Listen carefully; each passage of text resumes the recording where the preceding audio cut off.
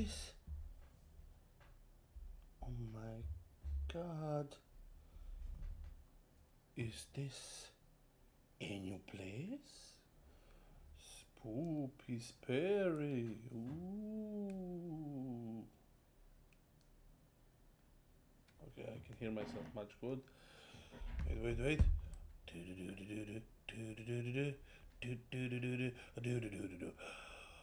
Ooh,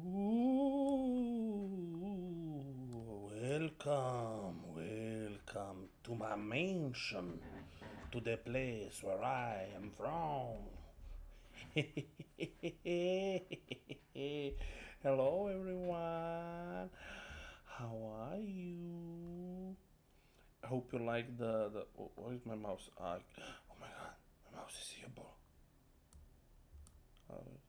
See how close we'll put her. But like here. Let's see. Ooh, maybe a little bit more. Like this. Oh my god! Welcome everyone to the 2-year anniversary. How you been? How you doing? Hi. It's been 2 days, literally. But hey, how's it going? I have something special for this ordeal, and as you see, I have a new place to reside. This is my ragged old mansion.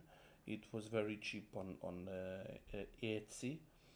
So I am now using the background.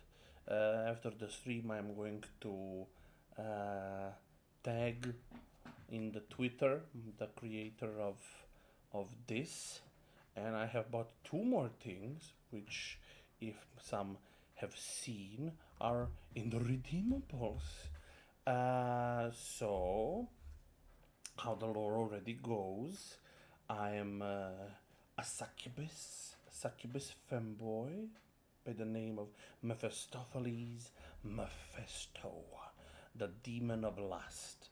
And since I'm the demon of lust, and um, also succubus can change form to get better use of the better use of my brain stopped to suck your souls and get what they want. I have now but two. These are not my creations. Oh, hello. Who is this? Cvietko. Please, don't out me. Don't out my real name. Thank you for coming. Hi.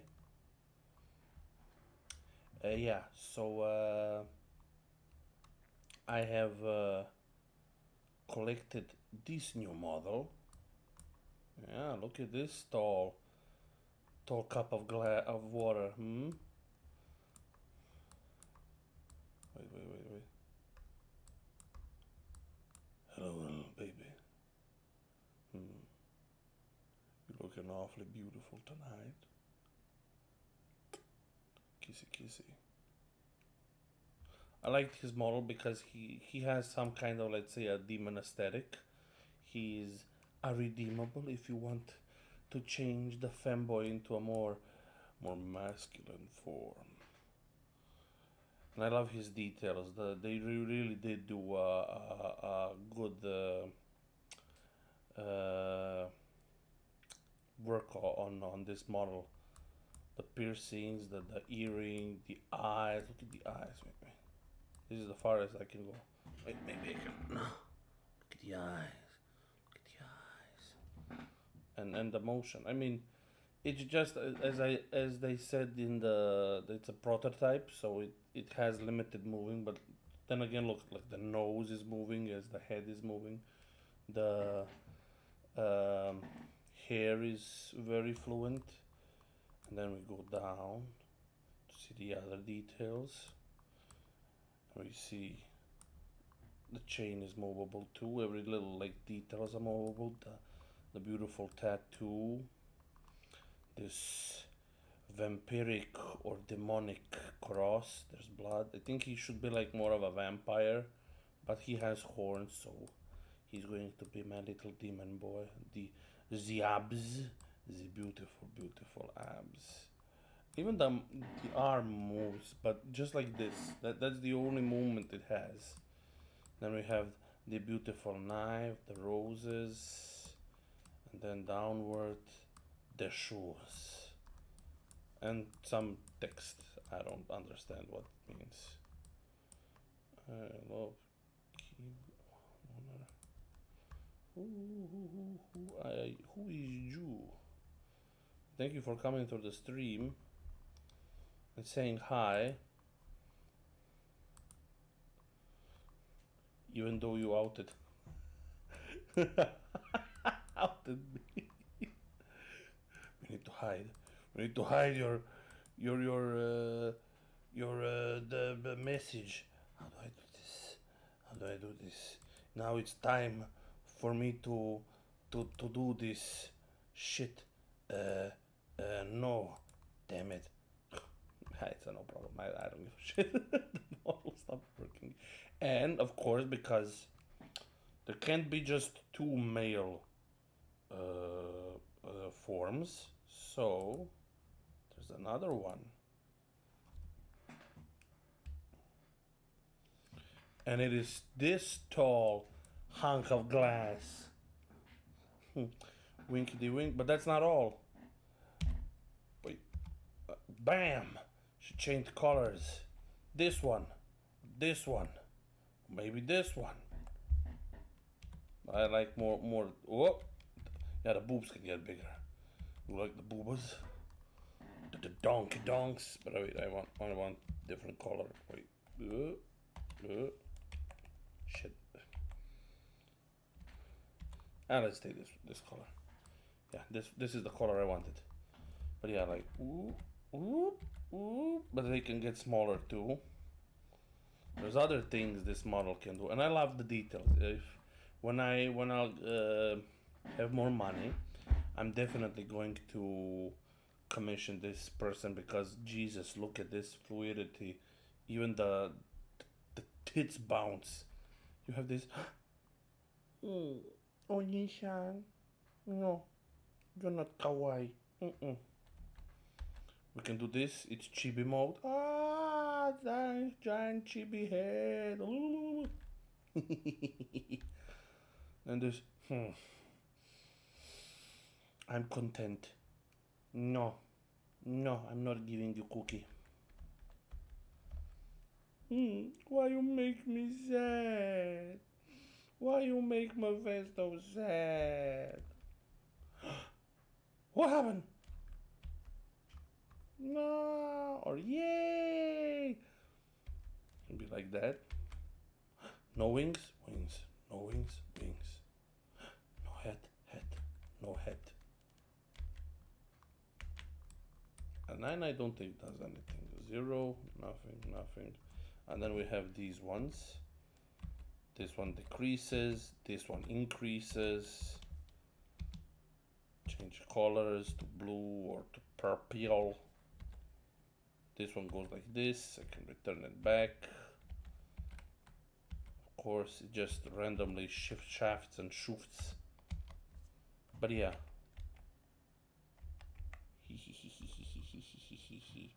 So you could have a beautiful, cute little succubus girl. Let's go with her details. Let's go first with the shoes, the feet, because I know you degenerates love your feet. See them grippers, them little places you can grab, the grabbies. Then you have the knees and the thigh. Damn these thighs. These thighs don't tell lies. Wait,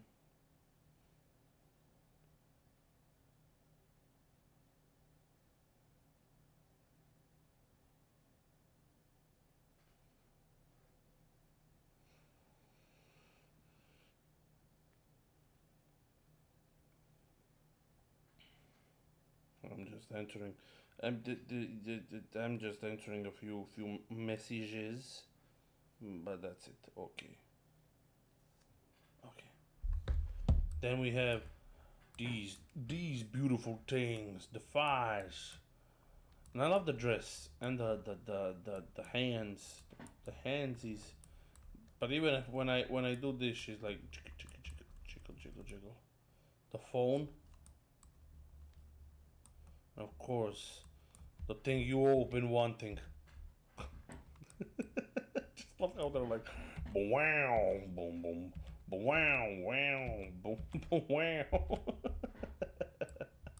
And I love the mouth, like, the small fangs and the eyes. Look at the eyes. Look into my eyes. Do you find me beautiful? Do you find me sexy?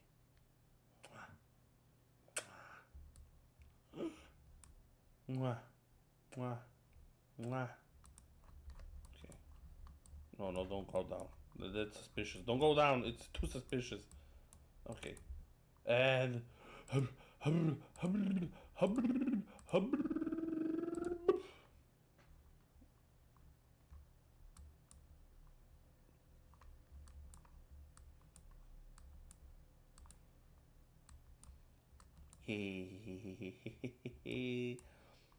yeah, I'm here. Okay. Like this. I think everyone loves these thighs too, right? I hope you love. Please love me. I love the artist that made my model. She like really did all the good. Nina, her name is Nina on Etsy, and I love the details, the chains, the pentagram, the gothic look, and the eyes. I mean, the eyes are like just really well made. I really like the whole concept she made. Yeah, baby. Shaggy living, baby. Yeah. Thanks, Victor, for for the yeah, baby. Let me drink. But the main course, the main attraction of today is today for the 2 years. You're welcome. How you been? I haven't seen you in a while. It's been like a hot minute since we seen and talked to each other. Maybe I'll put you a little bit back. Yeah. Let's lock you, baby. Let's lock you in. Why is my stream unstable? Jesus Christ. Why you unstable? Why? But today, and because it's the end of 2 years anniversary of me streaming, and recently we finally got Twitch affiliated, thanks to you all guys, thank you very much. Today, we will be reading scary stories from r/no sleep. Exactly. That is the entire plan for today. And of course, every scary story needs ambiance. Been good, had been stuck and meditative work things, so I have something to do. And one John is sorry, kid, health life band partner, healthy life partner. And I've been off and asleep when used to, but now I got a summer vacation for a couple weeks. Oh, I hope you're better. I hope you're much nice now, and thank you for them coming and enjoy then for the stream how long you'll stay, and I'm glad that you are much better and that you can watch me a bit. Yeah. Let me see how Jesus, this chair is killing me.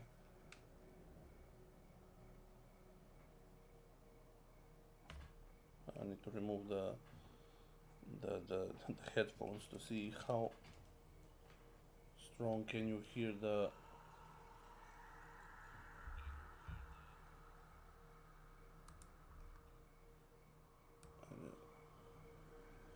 little bit.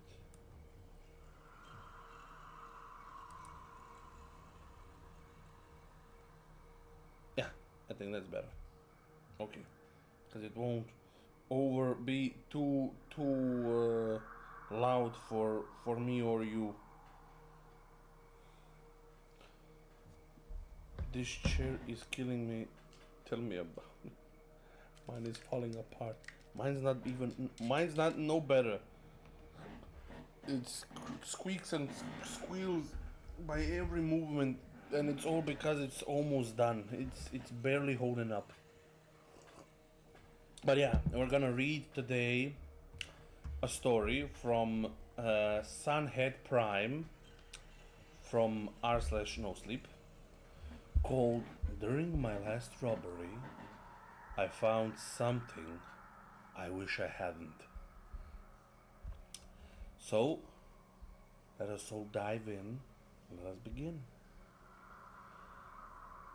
At the outset, I should tell you I'm a thief. Not a classless smash and grab. Not a classless smash and grab guy or a low pickpocket. Those require no planning or strategy beyond move quickly and be ready to run. I'm a fourth generation cat burglar. I'm very good at my job. If everything goes right, you don't notice I've been there for weeks, if ever.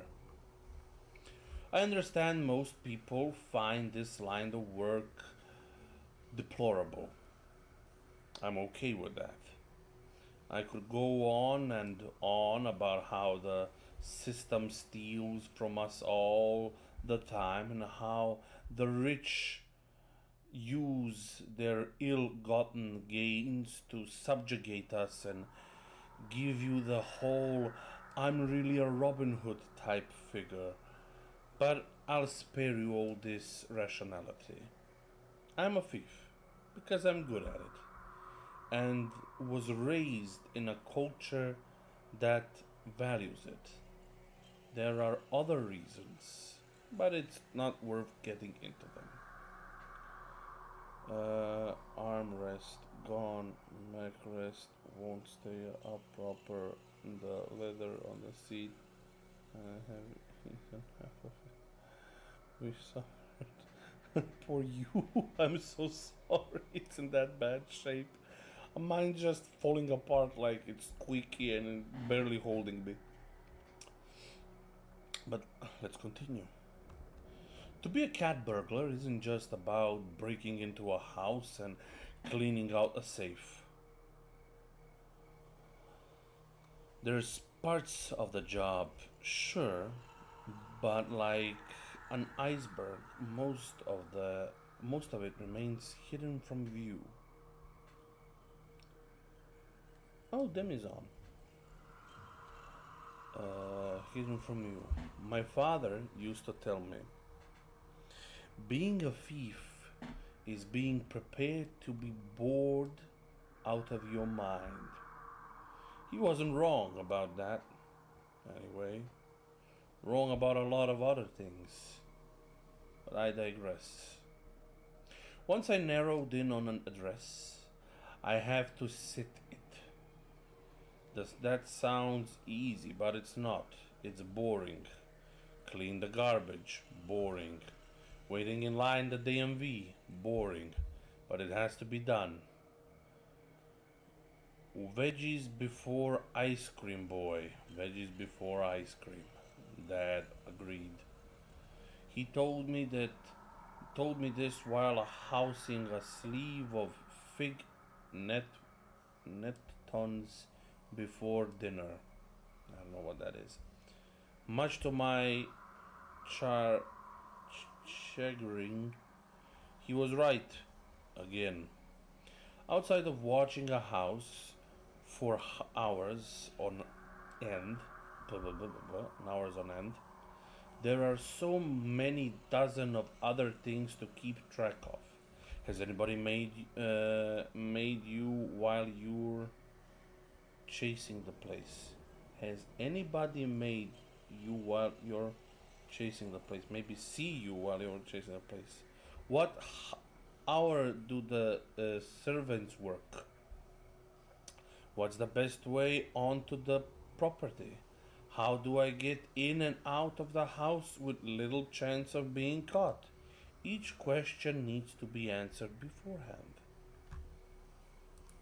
Let me just let me just go like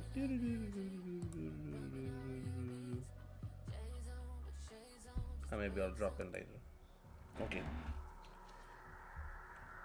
Finally, the big question.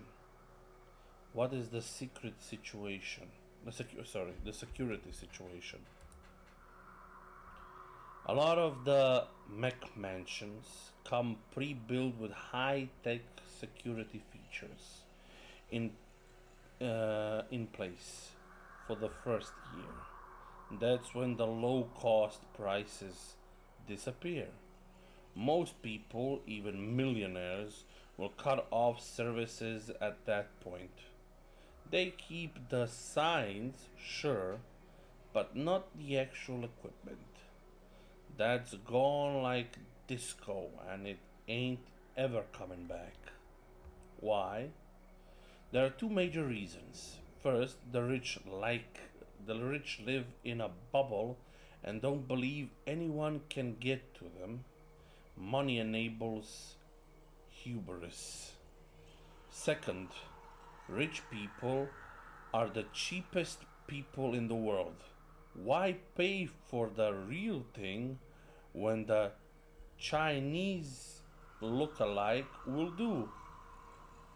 Capitalism's beating heart is to make the most money by spending the least amount of it. The illusion of security is cheaper than actual security. The night of the robbery, I felt good, prepared. I watched, noted everyone's daily schedule, marked my entrance and exits, knew where the primary bedroom was located. I even wore my lucky shirt. Let me drink some.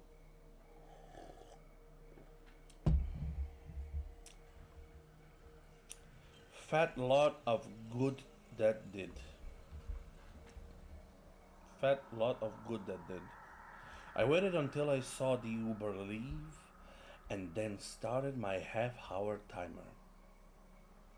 It's been my experience that help emphases out not long after the boss leaves. Cats away and all that. As if on cue, the servants bolted as soon as the Uber was out of sight. Jesus Christ. I still waited the 30 minutes, like a shitty magic spell. Straggles can transform into weaknesses. Seeing none, I made my way into the property. The most tense moment of any heist is when you're about to break in. Even in all black, even in the dark, there is still a chance someone could see you. A nosy neighbor, a dog walker, a panhandler, anyone. Time works against you. Too slow, you draw attention. Too fast, you make mistakes. A steady hand and a calm demeanor are key here. I have those in spades. This is also the moment that you can't plan for. Did you miss bars on the window? Are there more than one lock on the door? Did someone stay home? Is the alarm system on? Are there cameras rolling? It's a gamble that can cost you your freedom, your life. It's also a rush. I've discovered that most of the time, upper floor windows in McManors are unlocked. The thing goes, well, We have several layers of security before anyone could get to this point. Why bother? I get it. It's a mistake, but one most people would make.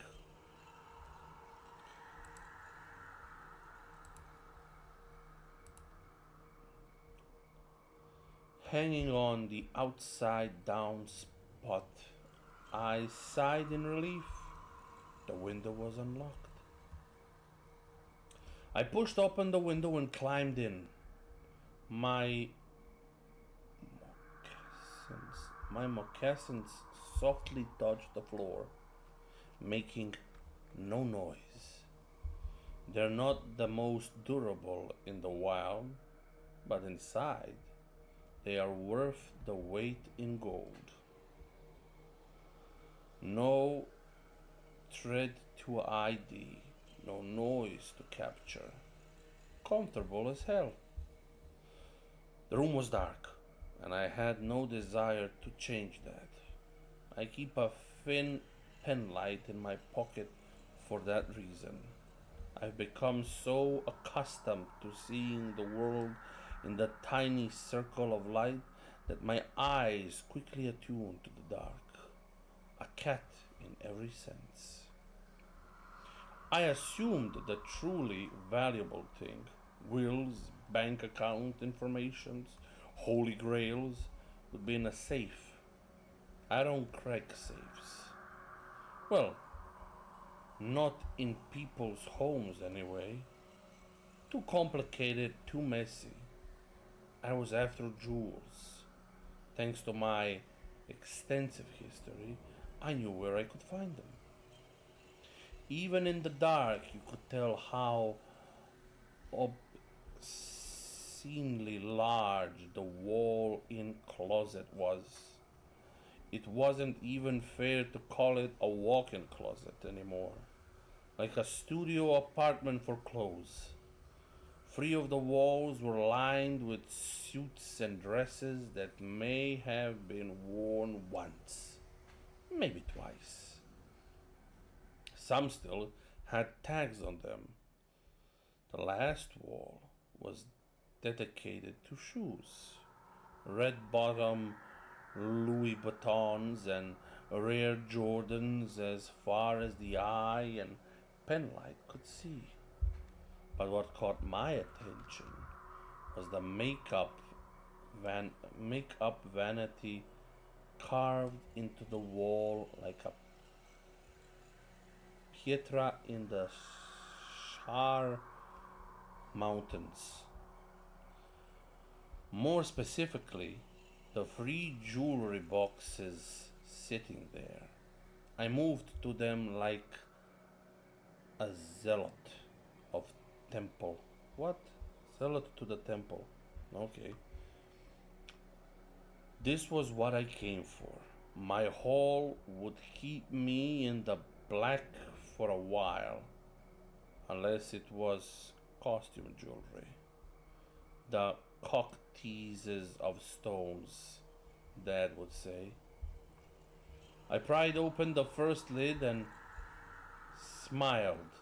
Dozens of bejeweled brooches shimmered before me, like the hundred of eyes of some mythological monster, all shapes and sizes, most ugly but authentic. The genius, the genuine article has a certain touch to them, a heft. These were legit. I pulled a few from the bottom of the box and placed them into my bag. My fingers found something that had an odd shape. I pulled it out to get close look, a triangle inside a pentagon. It was one that small side but was full of diamonds. Valuable? Very. But something felt wrong about it. I dropped it back in. The longer you do the job, the more adept you get at picking the right thing to steal. The secret is to only take 2 or 3 pieces at a time. Of the few you take, ensure they're plain looking, nothing memorable. Unique pieces are hard to fence. If they end up in a pawn shop and a cop finds them, it's only a hop, skip, and a jump until they trace back to you. Iron handcuffs, jail time, hard pass on that end. As I put the piece in my bag, my light started flickering. I gently tapped it against the vanity. As I did, I glanced up into the vanity mirror. My heart seized. There was a figure standing near the opened window. Out of instinct, I snapped around, ready to rumble, but the figure was gone. I flipped off my light and pocketed it. I turned back to the mirror and caught my breath. And my breath caught. It was standing in the closet doorway now. I balled my fists. I was going to jail. I wasn't going to jail. I'd go down swinging. But when I spun to meet them eye to eye, the figure was gone again. I was confused. I know I saw someone. I couldn't tell you the details, but there was a person standing there, watching like, well, like they weren't supposed to see me in there. Sound of footsteps running from the primary bedroom down the hall echoed from the empty house. After a beat, I heard a door slam somewhere on the floor. My legs wobbled under me. My mouth was dry. I experienced plenty of odd shit on this job, but a ghost? Never. Unless it wasn't a ghost. If it wasn't, I was truly up Shit's Creek with a paddle. Jesus, my dyslexia. A person could be worse. Would be worse. A ghost can't call the police. If you like fucking cardboard tubes or lubed up dudes, jail's the best is the bee's knees, Brian.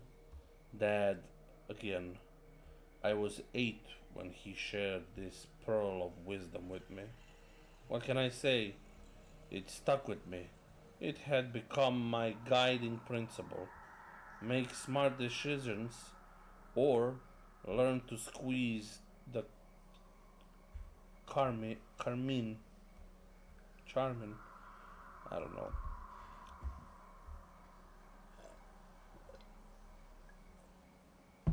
Get out now, idiot.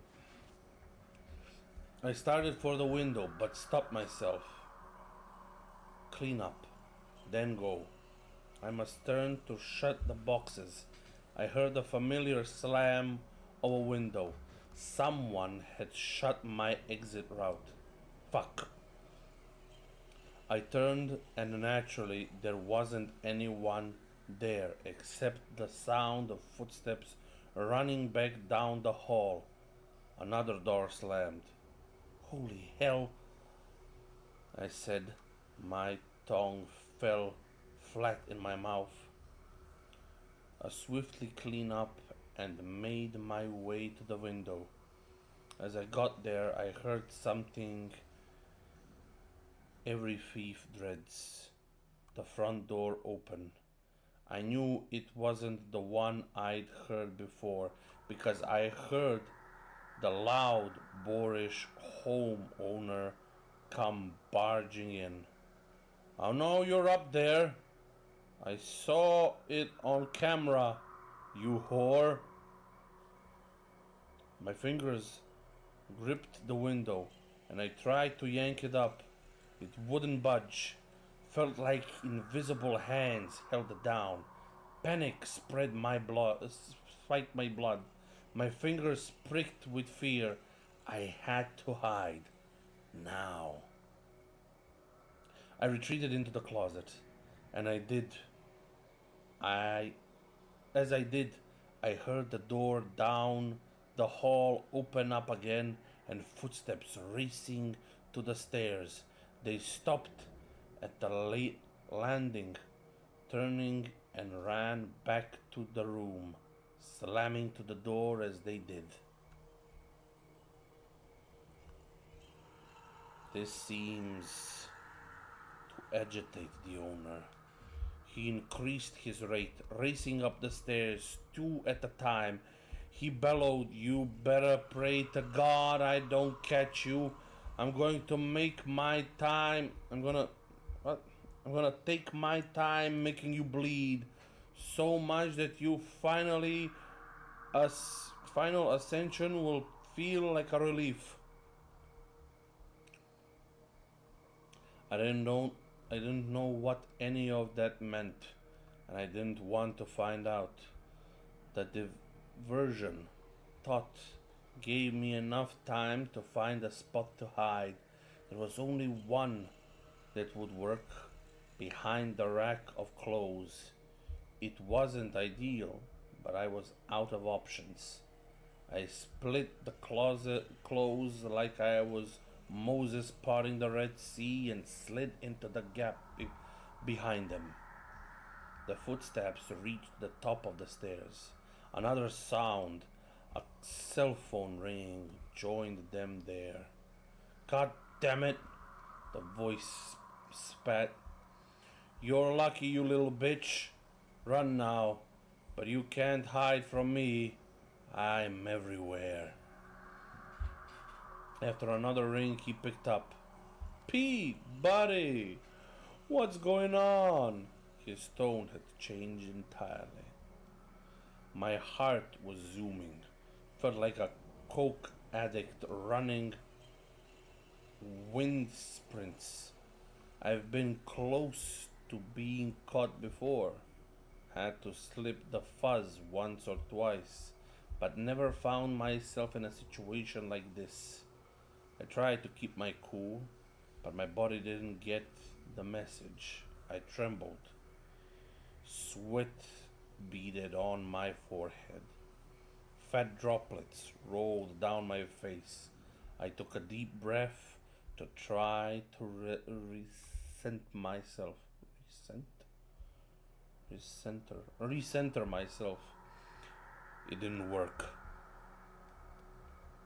"Trust me, Pete, I get it. Don't know how many strings you had to pull to get me involved." The man was now in the primary bedroom. I prayed he'd avoid the closet, but when the overhead light popped on, I knew I was good and fucked. He was coming in here. No, wait, let me drink some water. I leaned back against the wall, as if it would eventually absorb me. I kept my hands balled into fists in case I had to come out swinging. Loath as I was to admit it, I was trapped. A thief's worst nightmare.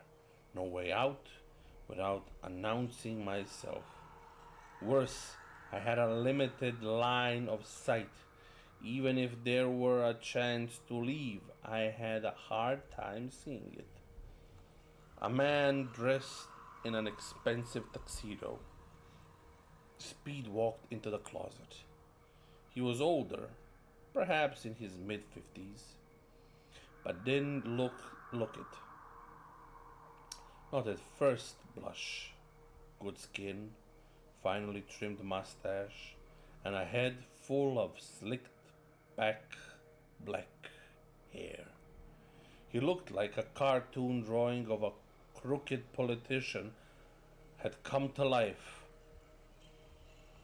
I did my due diligently. No family connections, no internet profile, no warrants, nothing. A nobody, perfect for the gathering. He packed as he spoke. When he came by where I was hiding, thought the suit jackets, I could get a better look at him. Upon closer inspection, the man's actual age shone through. His face bore tattered signs of plastic surgery. Plastic. Uncanny valley look. While most of his hair was jet black, he had a budding grow of silver pole walnut style wings around his temples. The corners of his eyes and mouth had the faintest of cracks. Yes, he was the close. Yes, he was that close to me. The man pressed the phone against his ear and held it in place while his shoulder, as he shimmed out of his suit jackets, he flung the expensive jacket onto the ground as if it were covered in ants. The phone never left his ear. Pete, Pete, Pete. Seriously, I know. I get the scoop, okay? Yes, I know. It's why I doubled back. I'm changing. I know they are very particular. Only get one shot at a first impression. He stopped directly in front of me and shook his head. Would I get a fist impression? His conversation engrossed him. That thrilled me. If he had even been the tiniest bit bored, he might have noticed a face staring back at him from the Armani wing of the closet. Just then, the lights in the closet flickered. The man looked up, blinking bulbs, and shook his head. As he did, I spotted something hiding away across the closet. Standing half in the shadow was a figure I'd seen earlier. It wasn't the person. I wanted to scream. I wanted to turn and run as fast as my jello leg would take me, but I couldn't do anything but shut my eyes and wish it away. So that's what I did. Christ, the man said. No, not you. The fucking closet lights is on the fritz again. I know. I should have hired your guy, but Mary was so big on the asshole who built this out. What could I do? Happy wife, happy life, am I right? Pete said something and the man guffawed. I don't know what that word is. Guffawed.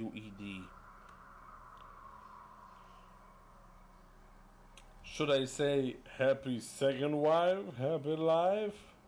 Nothing would have pleased that first bitch. As the two men laughed, I felt a presence appear next to me behind the clothes. I felt the animal part of my brain. A predator was near. Flee, run to safety of the bush like a rabbit. But I couldn't. Not even when I felt the hot breath on my neck.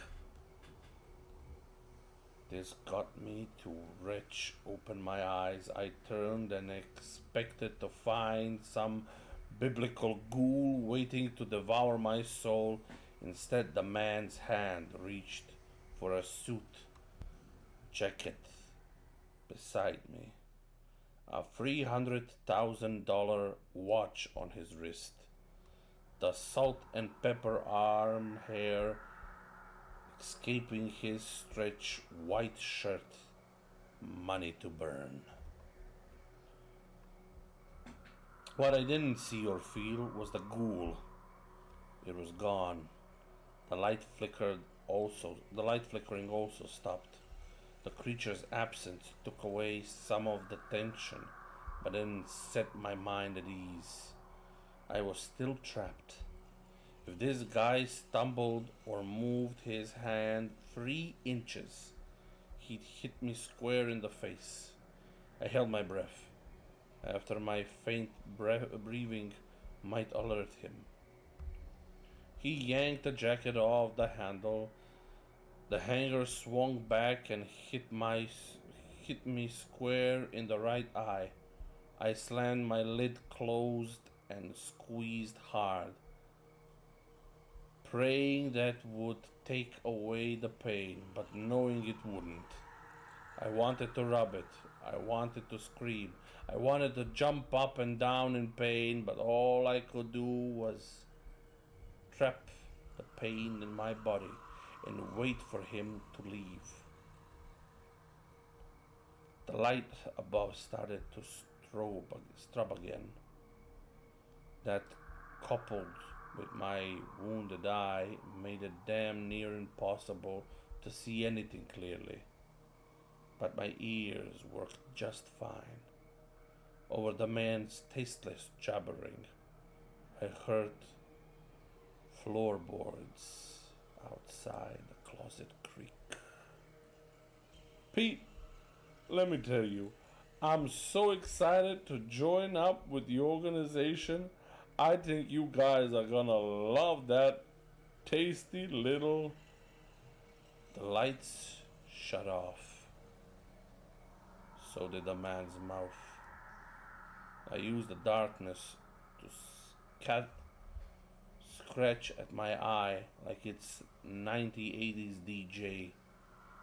I blinked once, twice, 3 times. It stayed open. It hurt like hell, but I could see again. Or I would be able to if the light hadn't just shut off. Jesus Christ! I hate this goddamn closet. Just let me let you go. What? No, just let me let you go. I gotta check something out before I leave again. I know, I won't be late. He hung up on his phone, but fuzzed with it, trying to turn off the flashlight. The screen's weak light lit up the edges of his face. He looked otherworldly, a hideous goon God had not intended to replicate. His fumbling fingers finally found the flashlight. As soon as he flipped it on, his phone died. God damn Chinese crap! How does this bullshit cost $1,000? The only light now poured in from the open closet, right near where I had heard the creaking. My cat burglary trained eye had adjusted to the low light. I strained my neck trying to get a peek at the door, but the man's body had come between me and the exit. Mumbling to himself, he strode towards it. Before he could leave, through something quickly ran into the bedroom and slammed the closet door shut. I heard the run off of a lock before the sprinting of feet as they ran down the hall. The man screamed and slammed into the door. The walls rattled, but the door held firm. He shouldered it again as hard as he could. It was a dumb mistake. He crumbled to the floor, moaning in pain, grabbing his shoulder. Fucking hell, he said, rubbing his wound. He kicked the bottom of the door twice, not in any attempt to open it, but out of frustration. I'm gonna beat some. I'm gonna beat someone's ass. He kicked the bottom of his door a third time for good measure. He pushed himself back up, muttering, cursing under his breath, and made his way to the vanity. He felt along the side of the corners until he found a latch and pulled it. With a click, the vanity revealed itself to be a door into a hidden room. An eerie white light emanated from the room, and I realized it was a glow of dozens of TV screens. A panic room. I couldn't move to get closer. I couldn't move to get a closer look, but it was clear he was searching and searching the screens for something, or most likely, someone. He walked deeper into the panicked room, and it took the moment to shuffle ever so quietly, a little closer where he was. I fucking knew it, the man yelled. The hate and menace in his voice made with wince. Seconds later, he came storming out of the panic room with something in his hands. I couldn't make it out at first, but when he swung it at the door, I realized it was an engineer hammer. Whomp, whomp, whomp. The handle snapped off after several swings. Light from the outside room poured through the hole. The man pressed his face against the opening and scanned the primary bedroom. He put his mouth to it and yelled, "I know you're out. When I find you, you're gonna wish you were dead." For dramatic flourish, he booted a closed door. It violently swung open, slamming into the door stop and vibrating like a tuning fork. He walked through, clutching the hammer harder in his hand. He had murder on his mind. I was just glad he wasn't coming after me. The now familiar sound of footsteps running down the hall prompted the man to sprint after them. I heard a door slam across the house. The rhythm of pounding of the hammer on the door handle soon followed, creating the worst sound drum and bass track of all time. Last man at the bar fucked the ugliest broad. Dad, from my memories, confirming what my gut already knew. It was time to split. I pushed through the closet and creeped towards the closet door. I had a clean path to the window. The man was preoccupied with his hammer. I didn't want to imagine where the ghoul was. I was 15 feet from freedom. So I convinced myself to leave. I knew I should. Self-preservance screamed at me to fling open the window, swimmingly shake down the drain pipe, and sprint to my car. I left my dad pushing me from behind the grave. Move, you mook. The fuzz'll be here soon. But something was holding me back. If this guy killed someone, and I didn't stop it, I'd never forgive myself. I'd have the person's blood on my hands. I couldn't carry that weight. I'm a crook, not a bastard. Sighing, I changed courses and headed for the panic room door. I needed to see what was happening. I also needed to find out where the cameras were located in the house so I wouldn't inadvertently show up on one. It might also show me another pathway to escape if the need arose.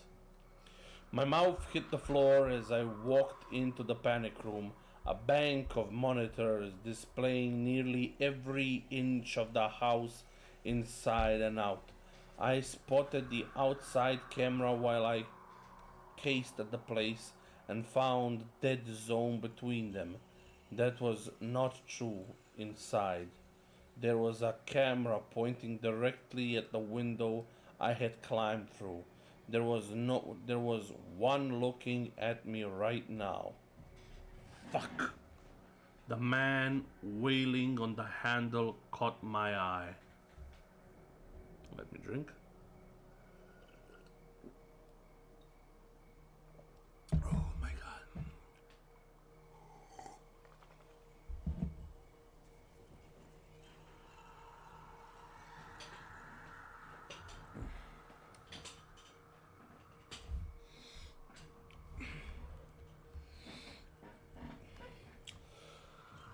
While it only took a few direct hits to dislodge the first handle, this one was not cooperating with him. I watched him take 6 massive swings and nothing. It held firm. Top quality handle. Adamantium escua. I don't know what that is. I looked around for anything else I could use for a weapon and came up empty. Maybe there would be something I could use in the bedroom. With the man focused on trying to break down the door, I eased my way out of the closet and into the room. The place was spotless. Nothing dangerous in here but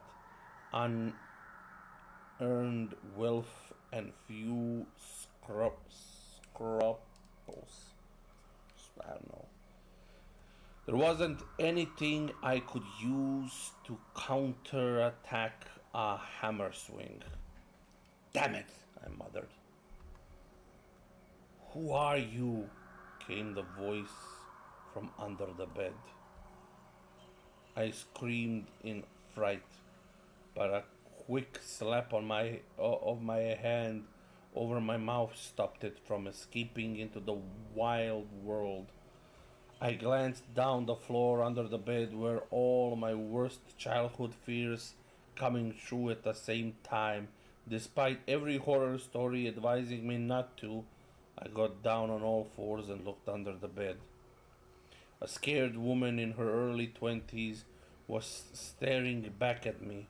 Her eyes were wide and I could see her trembling. She was filthy, but I'm not sure she entered the house that way. A sore stench surrounded her, and I realized she'd been here for a while. She had broken and bloody fingernails, and if she'd been trying to pry open a sturdy door, on the back of her hand I saw raised pink hillockes of freshly branded skin, a shape that I instantly recognized, a triangle inside a pendulum. A pentagon, a pendulum. Who are you? She said again. Her voice was a vapor. Might as well be honest. A thief, I said. What the hell are you? He kidnapped me. He's been holding me down there for 3 weeks, the woman said, her voice breaking. He was gonna set.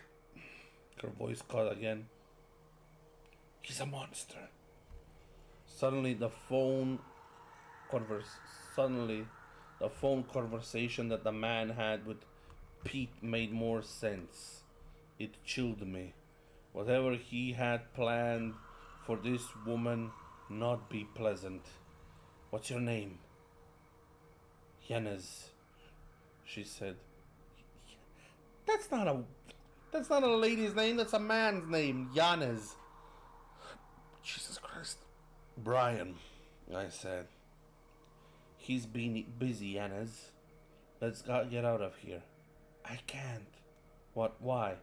Not yet. He's chasing shadows, I said, my voice transforming from a whisper to a yell. Now's the chance. I promised he might help finish the job. You promised a monster? No, Yanez said. At once, all the lights in the house flickered and shut off, with every electrical machine of the house felt still, abnormally quiet. I could feel my heartbeat. It vibrated through my whole body. Wait, no, it wasn't my heart. The entire house was vibrating. I promised the demon I conjured. Who the fuck is in my bedroom? The man yelled from down the hall. She's my prize, you hear? Tell Peter to find his own goddamn lamb. Get under the bed, Brian, Yanez yelled. I wasn't going to argue. I dropped to the floor and army crawled under the bed. As soon as my legs were safely under, the entire bed shuddered again. Rolling like an earthquake, my stomach flipped, and I chewed back the vomit that had changed their gates. As fast as it came, it left, both my bill and the house. It was still again. The only noise I heard was the chain on the fan gently tapping against the dome light. Whatever you do, Yanez whispered, don't look at it. I shut my eyes. A concussive explosion blew out the door down the hall. I heard the man cry out before his body thumped against the wall. A sickening crack of bone snapped on impact, echoed down the hall. What the fuck? Two thunderous, house-rattling stomps followed. The man was whimpering in pain and fear and God knows what else. I heard him stand. Oh shit! Cramp. Ooh. I got a cramp. Okay. I'm better. Ugh. I heard him stand, but before he could flee, the air shattered with the sound of a dozen of different people's agonizing screams and low rumbling growls. Oh my God, the man yelled, and the panic in his voice palpable. His brain's terror message finally connected with his legs. The next thing we heard was thumping of footsteps rushing towards us. Why not leave? I thought. The stairs to the exit were right there. Then it dawned on me. He was trying to get to his panic room. The place where he believed his money had bought him security, his sanctuary, his safe place. What he didn't understand was that there would be no protection there. He wasn't going to find a shelter to shield himself from the bomb. He was going to find his tomb. As soon as he crossed the threshold of the door, an invisible force shoved him in the back. Ragdoll-like, he flew through the air, crashing into the window. It shattered.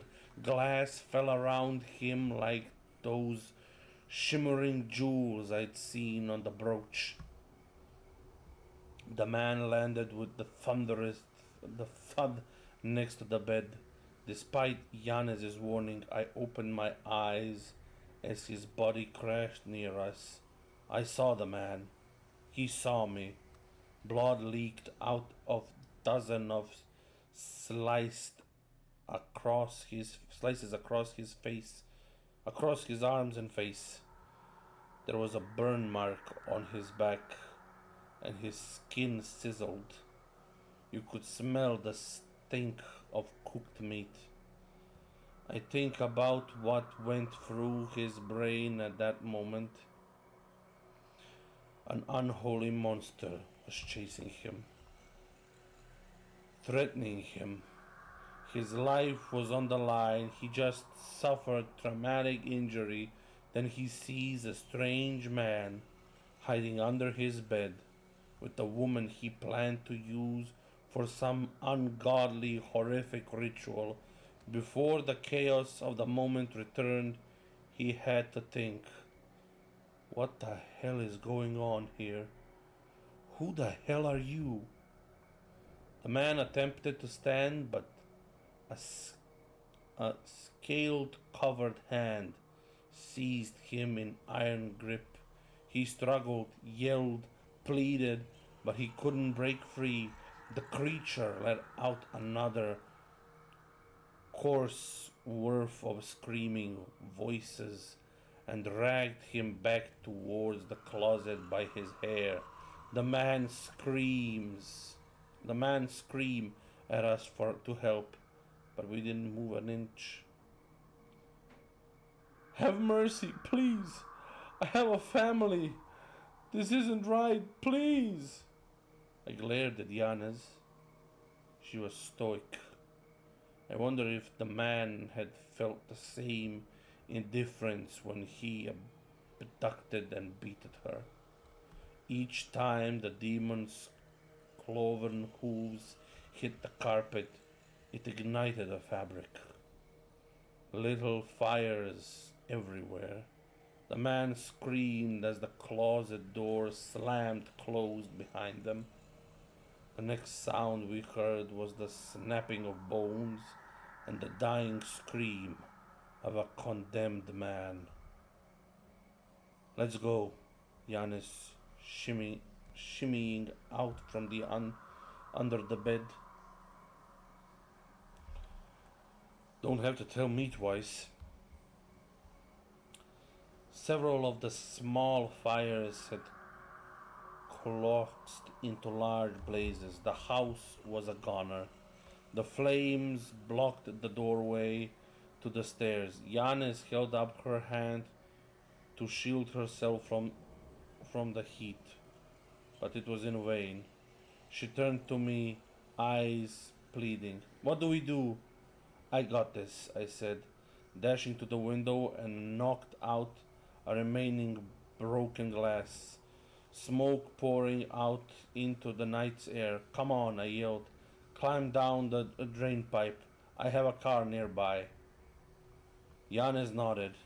I nearly leaped out of the window. She moved down the drain pipe so quickly I lost sight of her almost instantly. I climbed out of the window and stopped to look back. The black smoke filled up the room and made seeing anything impossible. I felt my tool bag strapped to me. I reached in and found the brooch I stole. Holding them up to my face, I could see dozens of little fires reflecting off the surface. Without giving it a second thought, I tossed everything I took into the house. I didn't need a curse following me. Hurry, please! The firemen are coming, Yanis said. She was right. Fire and police, probably. I didn't want to be here when they arrived. Can't imagine Yanis had any desire to stick around any longer as well. Once I was on the ground, I helped her climb the outer fence and climbed over after her. As we hit the ground, I saw dozens of neighbors coming over to watch the show, none of them seeming to clock us. I grabbed Yanis's hand and led her into the darkness, away from potential witnesses. We walked the 3 blocks to where I had stashed my car. The neighborhood was alive with approaching sirens and burning mansions. Yanis sat down on the curb, put her head in her hands, and sobbed. I wanted to comfort her, but wasn't sure if I should. Are you okay? I finally offered. No, she said. But when is life ever okay? I laughed. Got me there. She spat towards the mansion. I hope his soul rots in hell. I'd say he got what he deserved. I had so many questions for her, but I didn't feel like now was the right time for them. Well, there was time for one, even if I wanted to avoid asking. My mind just went for it. How did you do that? The demon? I nodded. I prayed for it. But you were praying to God, right? I said, confused.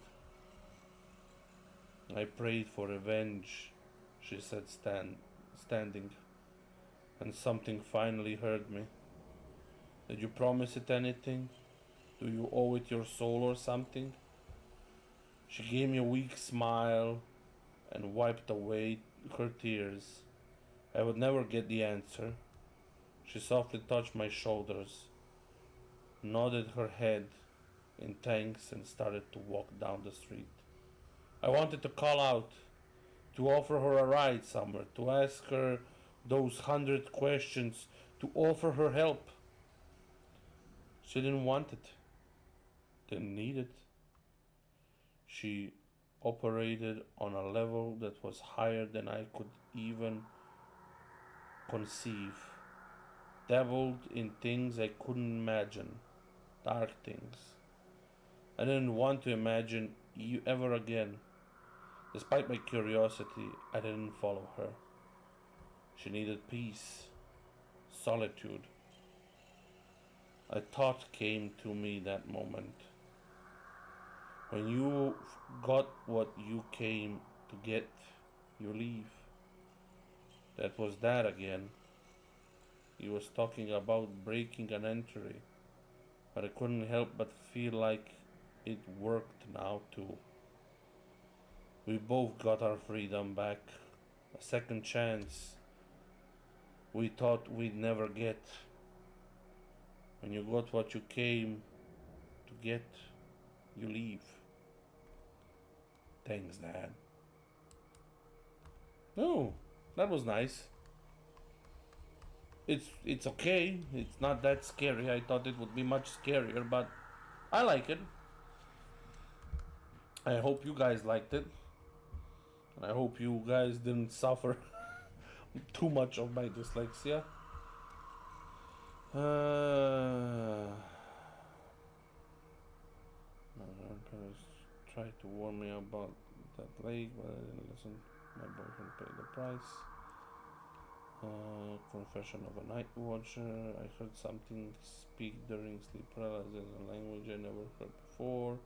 I can't live in this house I bought.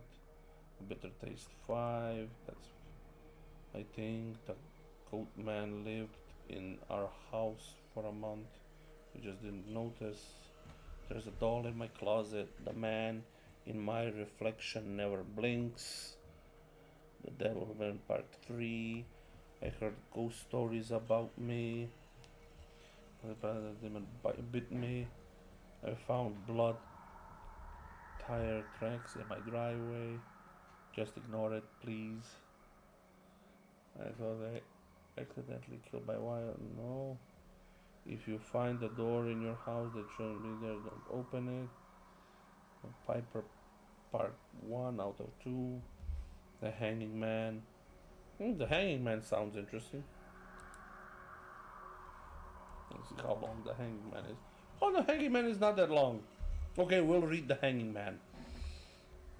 So now this is the Hanging Man from Argiope Arantia. Okay. Let me just drink a bit of water.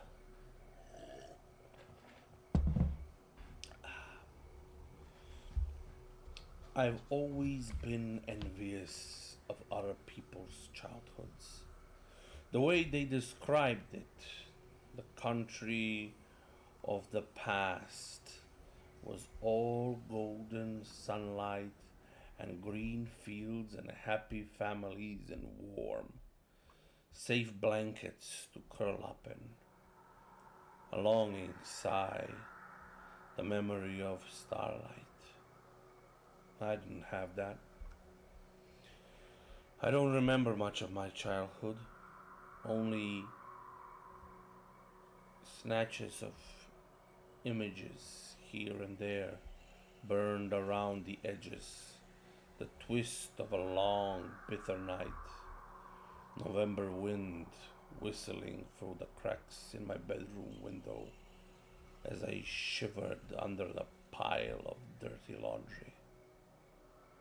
The whispering ghosts of brushes on my upper arms, my lower back, my pudgy little legs, the teeth in the memory of laughter which was never, ever mine, the whine of mosquitoes and the squelches of mud as I waved my way through the woods, sticking to the creek bottoms where no one ever came. It was safe there among the thicker bushes, the tight green tunnel with the room only for an escaping rabbit or a small-bodied girl hiding from the big, bad world that wanted to eat her. Those are my happy memories. Amongst the bitter insect, amongst the biting insect and the stinging needles, I was safe, at least for a while. I remember the day I first found the Hanging Man. I don't remember what I was running from quite. It could have been anything. The world was full of things to run from in those days, but I broke out of the draining ditch I'd been following for what felt like miles into a space I'd never seen before. I stopped, shocked. I thought I knew these woods like the back of my hand, but this place was new. I emerged into the tiny botanic cathedral, a dome of green wine split by golden pillars of light that filtered down through the canopy far above. A silver filigree of spider webs scrolled between brambles, ornamented with glorious gold and green garnet spiders like jewels, bigger than any I'd ever seen before. I was familiar with spiders. I was friends with the ones who lived in the crawl space under my house. They listened to my whispers with silent symphony, carrying on their incomprehensible arachnid mission in a reassuring peace.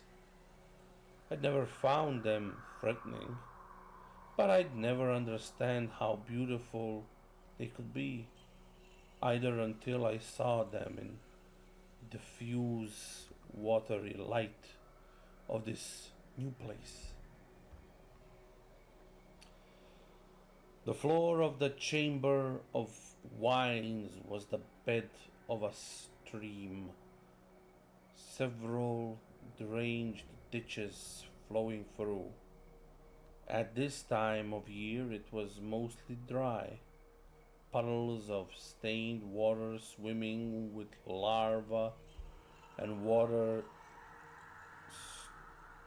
sturdier and crayfish, crayfish, but with plenty of large flat rocks to skip between. So many sneakers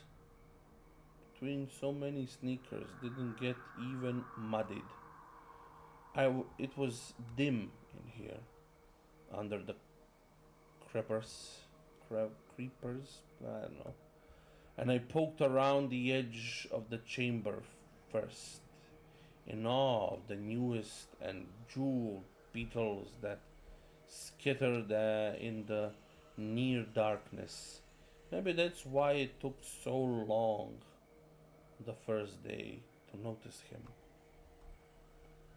I don't know why I decided that the hanging man was him, but the moment I saw it,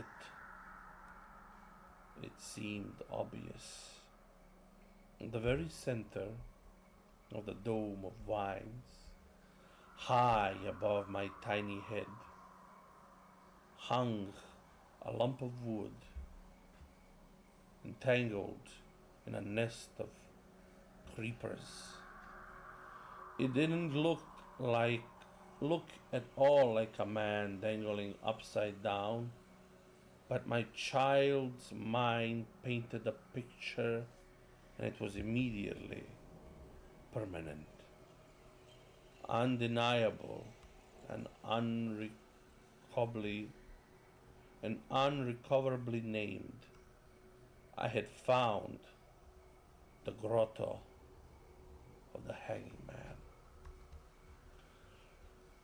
I stayed for hours the first day until it was too dark to make out the print of the book I brought with me in my flight after school. As I wormed my way out through the tunnel I thought would lead me most quickly to my house, I hoped I'd be able to find it again. I did. Nearly every day of that long, dark September, I squirmed through the mud back to my chamber of safety and stayed until the light above went out. The spiders thickened and then dispersed one by one until October. The place was bejeweled only by the changing leaves, and I brought an old blanket full of holes to wrap up in. And the whole time I talked to him, to the hanging man, who ruled this place as surely as I came in supplication to it. I don't know what this word is. The drainy ditch cathedral became my temple, my confessional.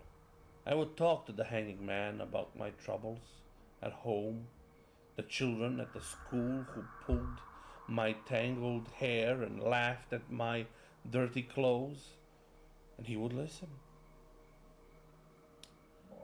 I was convinced of it, not like the spiders under the house, now mostly neglected, except for the rarely bad night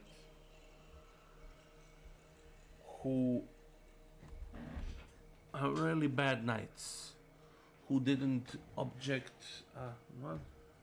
Really bad nights who didn't object when I talked to them as they wrapped up their prey, but weren't really paying attention. No, the hanged man truly hurt me. He stored my words up in the rotting wood of his head, and I poured them into him like the lonely child that I was. The hanged man couldn't speak back, of course, but sometimes, when the wind sinked cold through the bramble, I almost heard him. It was only 2 months, but when you're 7 years old, 2 months is so much of lifetime that it seemed endless. When you're 7 years old, 2 months is such a big slice of everything you've ever been that it might as well be the whole cake. 2 months is an eternity. When you're 7 years old, 2 months can be a lifetime. It was a lifetime with the hanging man. Before I thought to ask him for anything.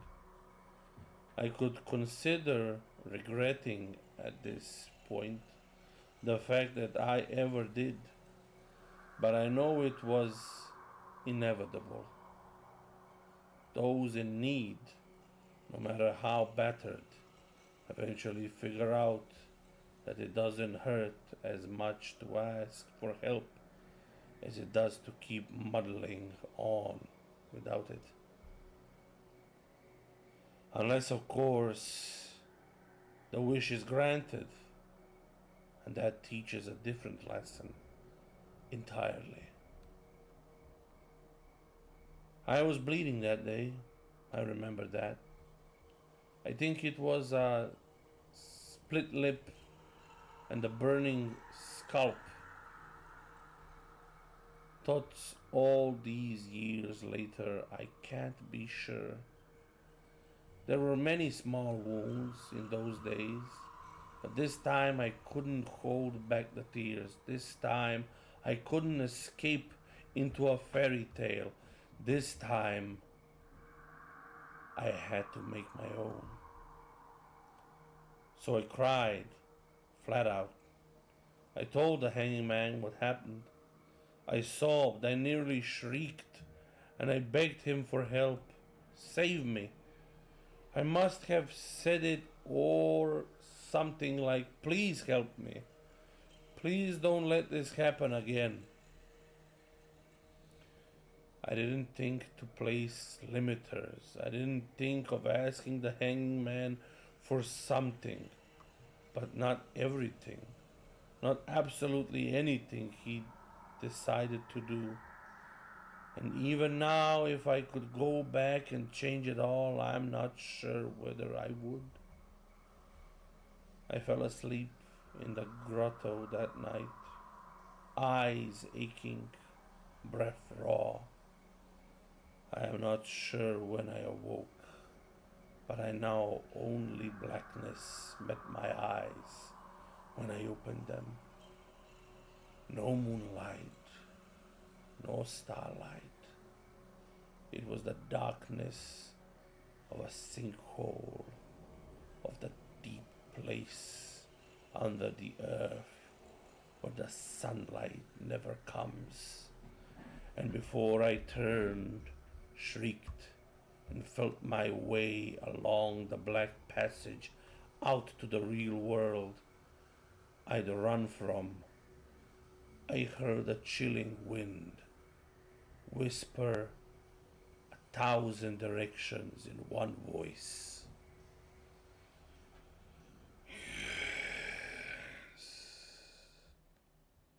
I picked my way through the woods, blind, until the sun peeped above the horizon. I was utterly lost, and I don't remember much about the morning. until I found the road and the man in a car found me. Tethered blanket around my shoulders, all out of tears and words. He took me to the police station and they took me to the smoking ruins of the house I lived in all my life. And all they found were bodies. Later, it was assumed I ran from the flames and injured myself in my frantic flight. Later, it was assumed that a small child couldn't have caused the fire that started when the old neglected stove shot a spark that ignited that tingly wooden house. Later, I mourned the poor spiders in the crawl space. That morning, as the sunlight filled golden and watery through the window of the police station, I knew only that the hanged man had listened to my pleas. I didn't get better, though no much better. But when you're 7 years old and all you know is pain, any little thing can be enormous, can be everything. I cried myself dry 100 times in my new, slightly improved home before I managed to escape and find my old, familiar grotto again. It was spring, but by then, and the water was higher. My new sneakers splashed into the cold water, clean water of ice melt. I explored the room. It was slightly bigger. It was slightly smaller, but it was the same vegetable cathedral, twisted and brown with the quickening of the years, now following, and green with the end of summer, but very much the same place.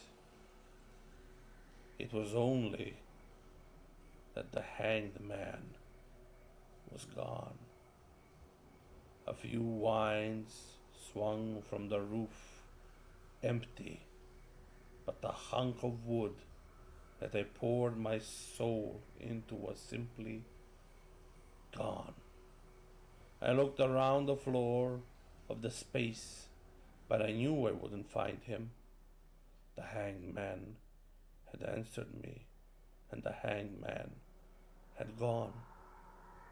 I've grown a life since then.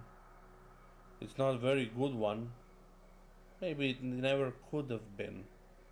Maybe the curse placed on me when I was younger was inescapable, no matter what happened. Maybe this is the best it ever could have been. Or maybe it could have been better. Maybe if I were older at the time, I could have phrased my wish more conclusively. Maybe the hangman could have granted me something else. Maybe I'd be a princess now in a castle, but I doubt it. After all these years, after all these educations, I still believe that the hanged man was real. I still believe he heard me and did everything a lonely forest spirit could to save me. And maybe that was the only wish I'll ever get. I touch my scars sometimes. I trace the space where the brushes used to be with soft fingers, and I remember, and I'm grateful that I found that space, that dim place in the woods. And I wonder what had happened to the hanged man. I wonder what was to grant the deepest wish of a lonely, battered child who had no one else to run to. I wonder whether when I die it will be in the forest, far away from anyone who will find the body. I wonder whether I'll petrify into something that looks from a distance like a lump of wood. I wonder whether I'll be hosted into that air by a creeper winds and dangled far above the head of a lonely child marinated in stories running from the world. And I wonder whether I'll disappear after I grant the same wish. And I think there are far worse decisions. Well, that's a good story. I like it quite a lot. Again, not that frightening or scary, but it was a good story. Hum the hum. Maybe I should read one more story and that's it for today, huh?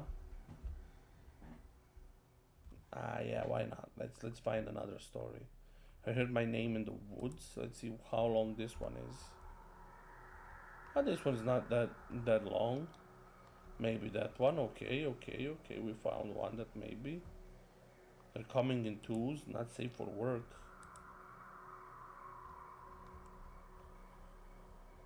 This one is short. I love to laugh in the woods. It found me. The witness. Let's read. Let's read. I heard my name in the woods, and then, if I have time, I'll read. Comes in twos. If I'm not going to be more tired than I am right now. But I have to endure. It's my 2 years. It's 2 years. So this is I Heard My Name in the Woods by Granddaddy Spooky Bones. Yeah, that's right. I heard my name in the woods. If you're Appalachian, you shuddered at the title of this alone. If you're not, I'll explain. My grandfather went to be with the Lord a few years ago now. He grew up in a small wooden shack, mile off the road. There's a small hellfire, brimstone, Pentecostal church off the main road. We attended there a few times with him for revivals, but oftentimes we would park there and walk to his small house. Along the road, he would tell us all kinds of spooky stories, which I'll perhaps share one day. He also told us about all kinds of stories through his life, about his parents and what it was like growing up in such harsh conditions. The conditions I'm talking about is probably what you expect to hear coming from poor Southerners in Appalachia.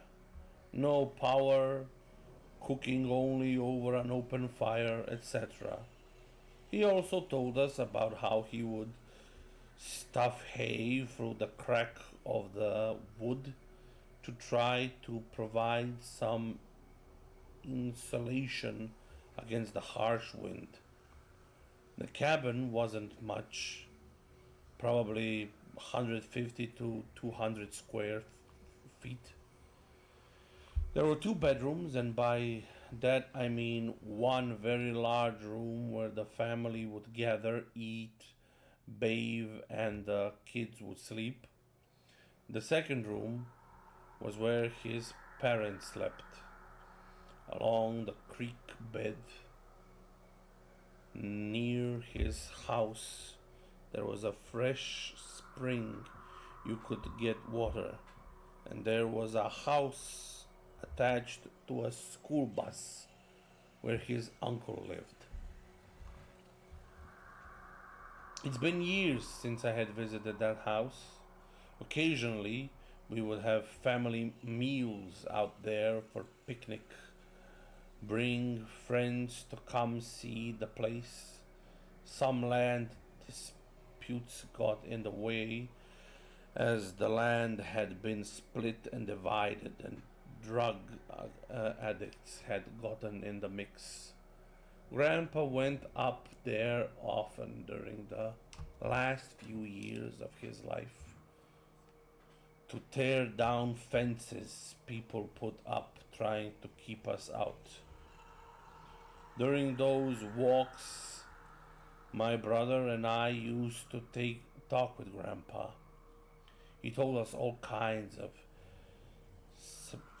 superstitions, many of which I hold today. Example would be not to show my teeth to a writing spider or to close an open pocket knife. He also would tell me about things like hearing your name in the woods. In the words of Grandpa, there are there are hints and boogers in the woods. I was visiting grandma late. I was visiting grandma lately, and we were talking about grandpa and the old cabin, and I got the itch to just go sit there for a bit and think. See, grandpa really was the greatest man I knew. I figured maybe if I could go sit on the steps to the old cabin, I could have some form of commotion with him. Now, I didn't make it clear at the beginning of the post. The road into the cabin was somewhat accessible in a vehicle, provided you have a 4WD, which I did, but it make more sense to me now why we always walked. Grandpa wanted us to have the quality time. So when I got off the main road, I parked my SUV at the church, thinking back on the times I'd see Grandpa lifting his arms and praising Jesus about how the first girl I have ever loved used to go there, and how the preacher man would be running around the congregations feeling the Pentecostal fire. I don't know how to say this one. Getting out the car, I took a slow walk to the cabin. I enjoyed hearing the acorns under my boots pop and the leaves crunch, a few birds tweeting their familiar songs, and the water from the creek a short ways yonder. When I made it to the cabin, I had a bag of mixed emotions, I suppose. I miss Grandpa a whole lot.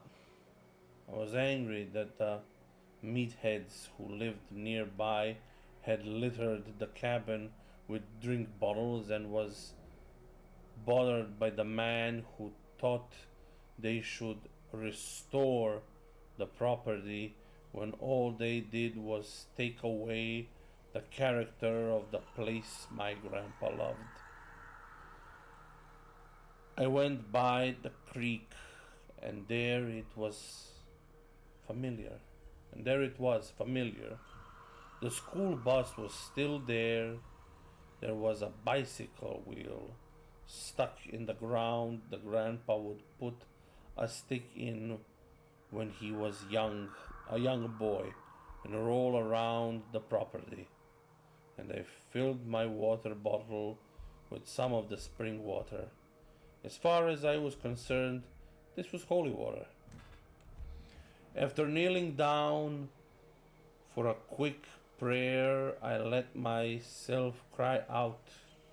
I decided it was time to make it back to my car. That's when I heard it. Philip. It was also a whisper. Surely I was hearing things. Nightfall wasn't too far away, and I brushed it off as a small fear. But then again, man's voice. Philip. I now noticed I couldn't hear squirrels rustling in the leaves, piles of the birds chirping. I tried to think. It wasn't any of my family's voice. Grandma was the only one who knew I came here, and she isn't the kind of woman to use a phone to tell family I had came by the old house. I couldn't have been any of the tweakers that lived on the edge of the property. None of them know my name.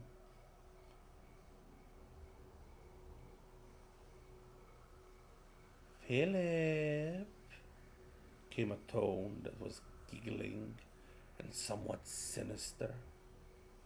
This was it. This is what my grandparents had told me about.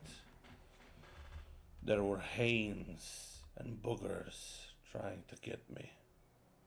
I never knew what they meant by get me, but I sure didn't want to find out. I paced quickly towards the car. Mind you, it's only about 15-minute walk, 10 feet if I jog. Philip, Philip, Philip! The haint screamed. Now, but by now I started jogging. This would save some time, and the sun was setting. Philip, came up the noise, like how a man will jokingly make the vibration that a female opera singer had. Lord only knows why I turned. I broke the rule and I acknowledged it. Who's there? I asked. Philip, Philip, Philip, Philip, Philip. I closed my eyes and slapped myself a couple of times. I was going crazy. None of this could be real. Then I saw something standing about 50 yards from me. It was the size of a short man, and he had a devil mask and cape. Very cartoonish, like something someone would buy for Halloween, holding one of those plastic red pitchforks.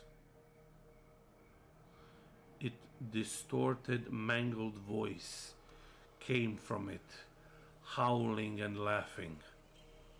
Philip,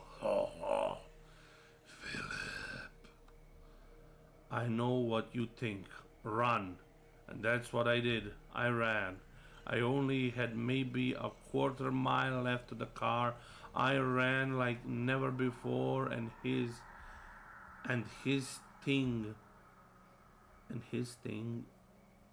this thing was hot on my trail. Philip, it sang out. Philip, Philip, Philip.